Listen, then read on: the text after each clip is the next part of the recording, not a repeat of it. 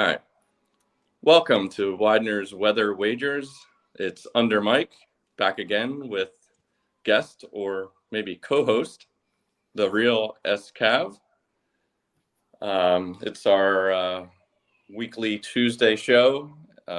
Perfect time to recap the last weekend's picks and plan ahead for this weekend. Let's place a couple bets.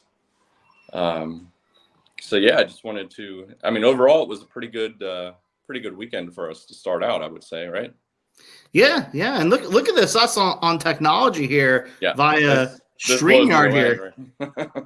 I didn't think this would be this easy, but it's they make it real easy. So another win for us is being able to do it like this. So that might be our biggest win. I don't have to see you in person every week. Could be good for future content. Yeah, no, you had a real nice week. I could have had a real nice week, but some one game in particular really set me off. When I got the text like 2 minutes into the college football games, about 4 of them in a row from you, I knew I was in trouble. And it was Indiana scored right away. And that's when I think I said I was doing something. I didn't want any more texts. And I was like, but yeah, I mean, let's look at that game. I mean, that was one of our losses. That was a win game, a cold game, and they scored a ton of points, which is unusual.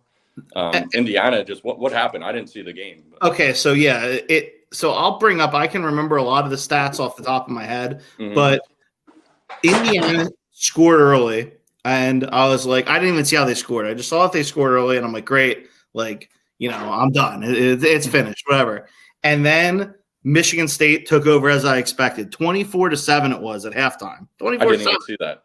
At halftime, okay? Indiana had 7 yards passing in the game. Wow. 7 yards. 7. And it's not like they were running up and down the field on the ground either. So, but then they got a couple breaks and they caught fire. So first play, of second half for Indiana, one play, 79-yard touchdown run. So again, They couldn't put a drive together. They couldn't put a drive together. They got a score. And then Michigan State, 31-14. I'm like, all right, you know what? I may not get the team under, but I'll at least get my Michigan State bet. Yeah. 31-14, feeling good. Kickoff return for touchdown. Wow. Yeah. So the final stats, Indiana finished with, including overtime, 288 yards compared to 540 for Michigan State. And Michigan State lost straight up 39-31. Michigan State should cover this game easily, and my Indiana team under bet should have at least had a chance. Just one of those games where you chalk it up to bad luck and move on. That was my game that pissed me off. Yeah. The others, whatever it is, what it is. I was again spot on though, and even though I lost the Wyoming Boise State. Yeah. Wyoming had 6 yards passing. But they just ran the ball all over Boise, which I didn't see coming because Boise's stout against the run. So that was a little bit surprising. But at least they ran the ball and made me feel like, all right, they were putting drives together. So that's funny. That was one of those that we talked about for the under, but it wasn't actually a pick I went with. Yeah. We talked about it, but in the picks that I posted from the video, that was not one of them, but it did stay under.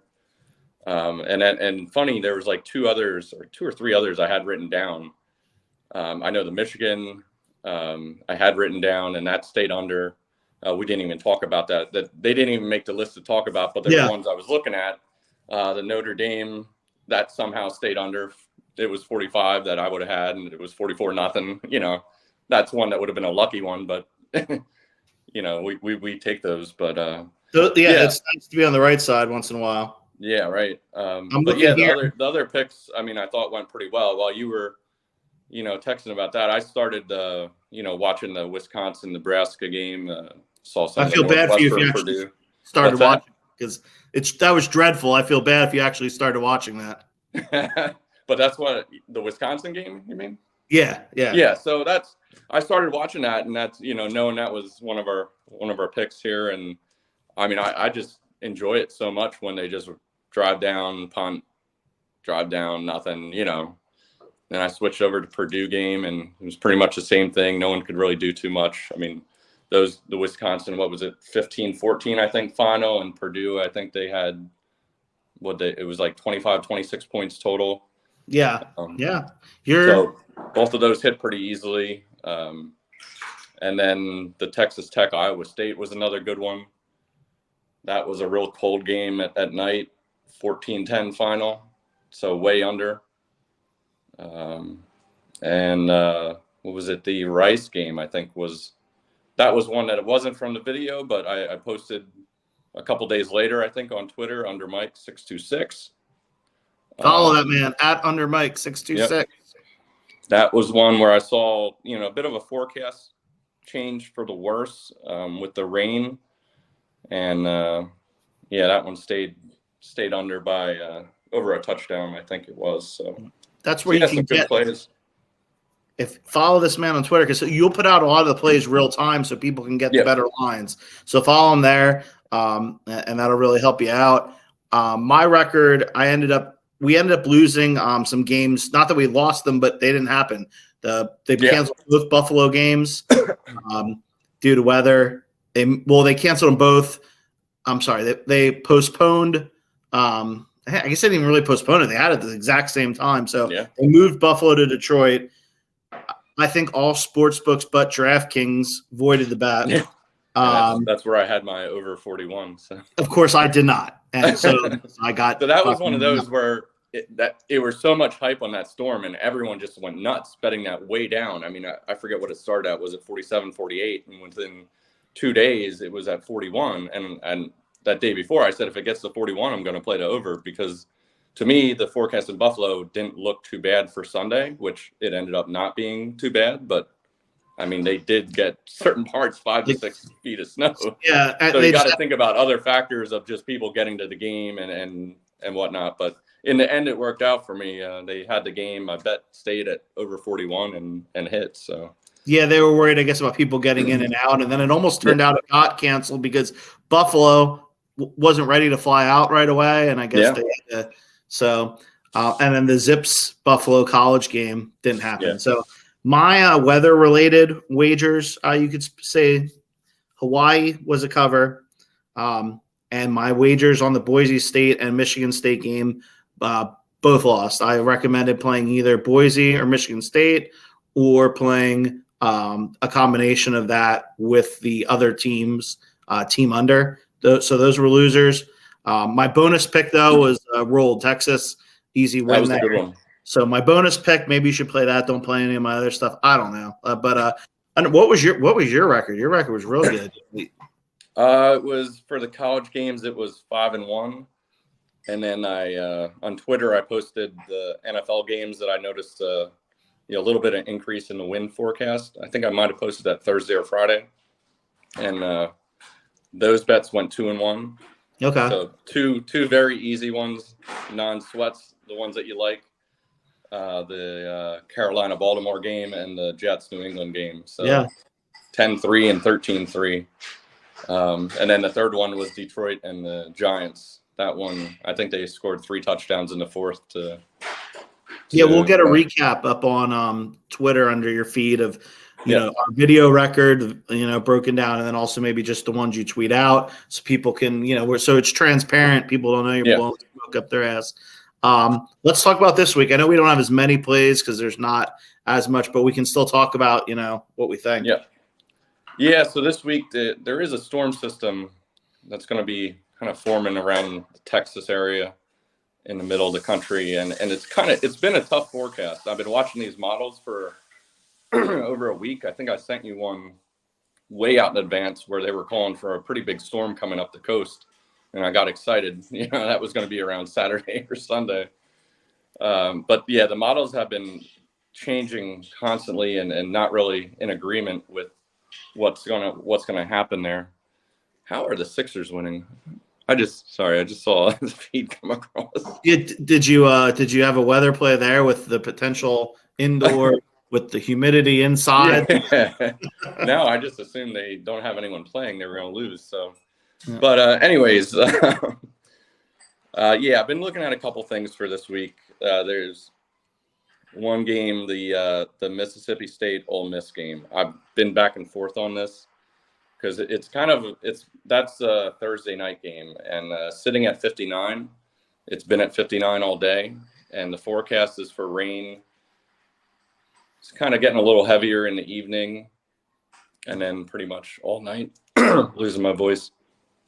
Pretty much all night, and the models have been kind of showing it arriving maybe a little bit later, and it's hard to really pinpoint, when that rain's going to start. And the thing is with that, I don't have the wind to really back myself up. It's as this thing forms, there isn't really much wind with it to start. So if the rain arrives, in the second half, then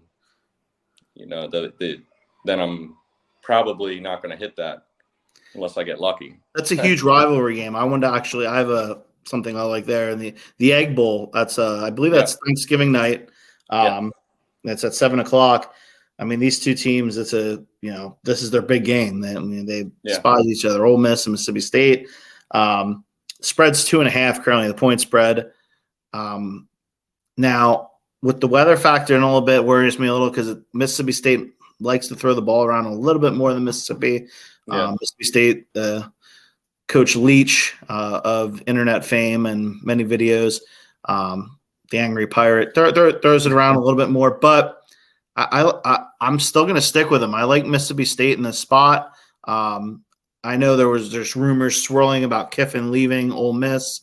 He's denied him. So, I mean, he might be staying there. Who knows? But I did like Mississippi State in this spot. Okay.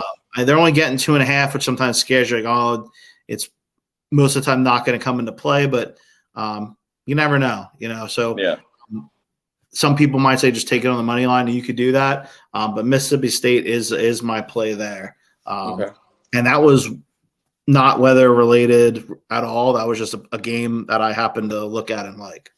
Yeah, I looked at the kind of their stats for the year, and it looked like they're both scoring a lot of points lately. Ole Miss seems like they run the ball pretty good. Yeah, I was thinking about that. They're averaging over 6 yards a rush, Ole Miss. Yeah, so that's something to consider. But I'm going to make my decision on that one tomorrow. I'll post it on Twitter. It's a really tough call with how this storm system has been kind of working out. Because it's not like it's coming from the west and getting there. Like a lot of the storms we get come up from the south or the west, and you kind of know it's coming. This is just like a batch of energy coming down from a system that came into the northwest, and it kind of just dissipated. And now you're kind of waiting to see where it's going to reform, and where it reforms and how it reforms kind of makes that difference when that rain will get to, what is it, Oxford? Yes. Ole Miss. Yeah. Yeah. Yep. So any other, what other scenarios you following? Or I know I saw you posted a pick in a pro game on Twitter. Yes. So talk a little bit about, was it Cleveland and Tampa Bay? Yes, that's at Cleveland. And I went ahead with that one. The same system I'm talking about is going to be moving up to the northeast region, and Cleveland will be kind of in the back end of that. It looks like, depending how it exactly tracks, but I think either way it goes, there's going to be some pretty good wins there. The models seem to be in agreement with that, and each model today, the wind, basically from what I was seeing, it kind of went up 1 mile per hour each model. So they're looking at anywhere from 15 to 30 mile per hour winds. Right now, they're saying it's probably going to be in that 18 to 24 range to narrow it down a bit. And that's the range where I like to start betting on them right away. And because I feel as that forecast gets closer, assuming there's not some crazy change in the forecast, which usually this type of deal with the wind, it doesn't change too much. And I also look for what it says at night too. I look for what it says the night before, just to see if it says 20 during the day and then it says like 5 at night, that wind's going to be decreasing. Okay. And it's just a matter, you don't know when exactly. You could have 25 in the morning and then by game time it's 15, then going down to 10.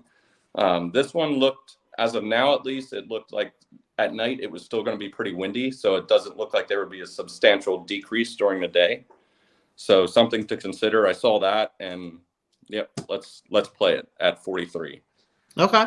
I would assume that line's going to go down in the next couple days a little bit. I did see it actually bump up to 43.5 on a couple sites. When I bet it at 43, I think FanDuel was 42.5. So we'll have to see how that goes, but I locked it in at 43. I like that, and I think it's probably going to drop at least a couple points in the next couple days. Yeah, that game, when you told me about that, I was kind of thinking, because I liked Tampa in the spot coming off the bye. And Cleveland, it's their last game before Deshaun Watson, and he's practicing this week. Mm-hmm. He can't play, and I think he's going to be a distraction to have a quarterback that's in there stealing reps that can't even play. So I really liked, again, not necessarily a weather-related pick for me, but it's a game that you were looking at that I kind of took I like Tampa Bay. The only thing that worried me a little bit is Tampa Bay's rush defense isn't as dominant as it used to be. It's a top some injuries there, I guess, right? Yeah, they're like a top 15 maybe rush D now versus before when they were like top 3 or 5. The Eagles now picked up Ndamukong Suh, who was a big force for them previously. So that worries me a little bit because Cleveland has Nick Chubb, and Nick Chubb is a great running back. And that's the one thing Cleveland can do is run the ball, and once in a while throw it up to Amari Cooper, who they stole from the Dallas Cowboys for nothing. And Tampa is, obviously they have the greatest quarterback of all time, but his arm isn't as strong as it was 10 years ago, and Fournette looks like he's being benched for being not productive, but they're putting a young kid, Rashad White. So we'll see. I think it's going to be tough for them, to be honest. If it stays these kind of cover that number, that's what's scaring me, because it's like around a 10-point spread, I believe. Was it? Is it? I thought it was something crazy. Yeah, let me see here. I might be confusing with the other game I was looking at. Why was I thinking it was 3? I don't know. 3, I love it. Give it to me. Trillion. Yeah. I don't know. Maybe I was looking at the wrong thing. I might have been too. Because it's let's see here. Yeah, you're right. It's 3 or 3.5. How game was I looking at that I must have wrote down the one once? Oh, yeah. I was San Fran against New Orleans. Oh, okay. Well, if I was considering it at 9.5 or 10, put me down. I don't know what to say anymore. Sam's lock of the week: Tampa Bay against Cleveland. I might have to disagree. I don't. I'm liking Cleveland in this one. All right. We'll see. We'll recap next week. Yeah. See who was right, who was wrong. We'll write this down and see. Yeah. As far as the other games, the Saturday games, I'm still kind of monitoring. As this whole setup has been kind of weird. There's a lot of games where there's some light rain in the forecast, some showers, but there isn't really too much wind right now. So I'm just kind of monitoring, seeing how this thing develops. And, there might be a few games here and there that, I'll keep checking the forecast and I'll post if I see something that looks interesting. But as of now, I don't have any plays. That's why we really, for now, people should follow you on Twitter. That's at @undermike626.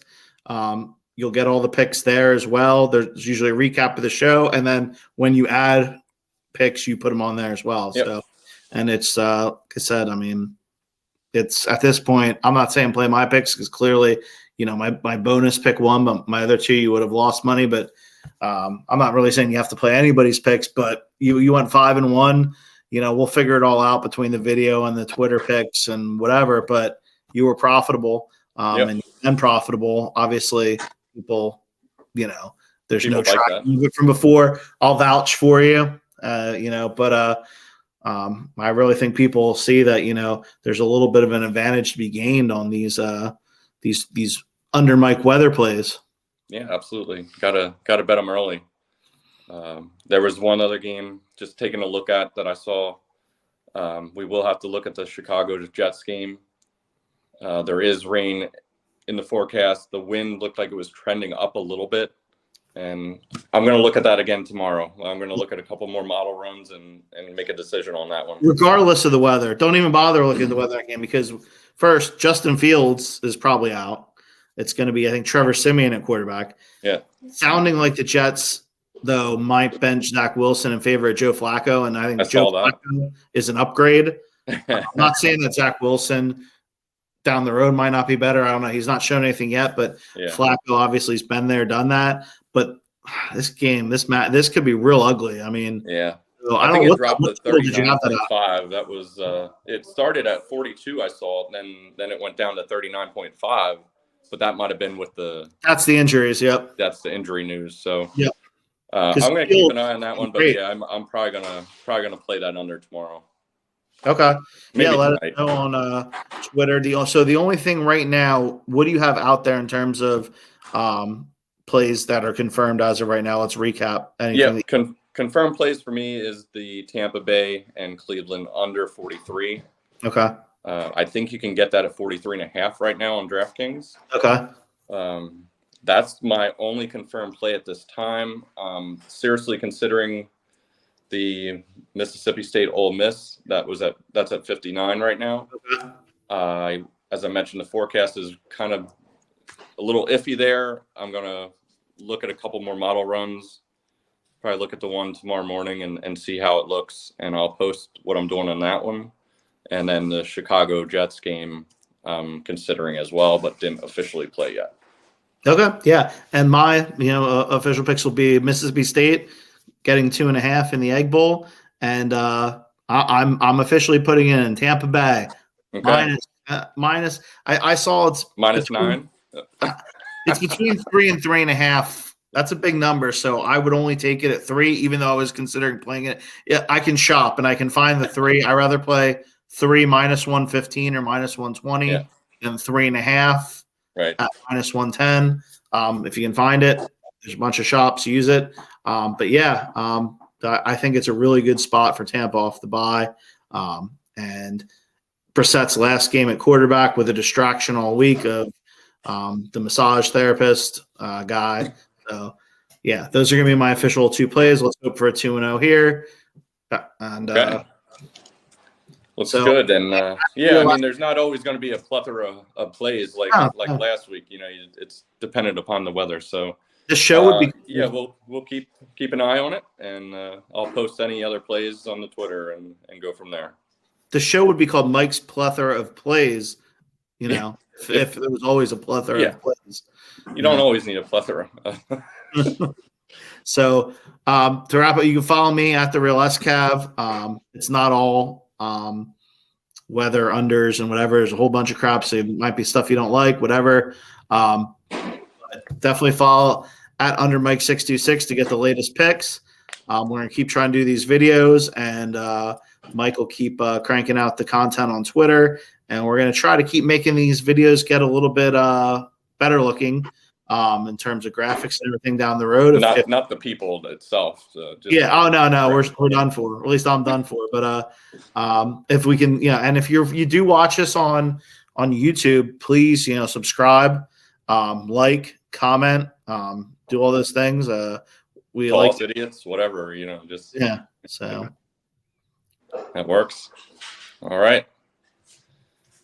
That's all I got. All right. Well, thanks everyone, and we'll be back again next week, and I'll keep everyone updated on Twitter. Thanks. Later.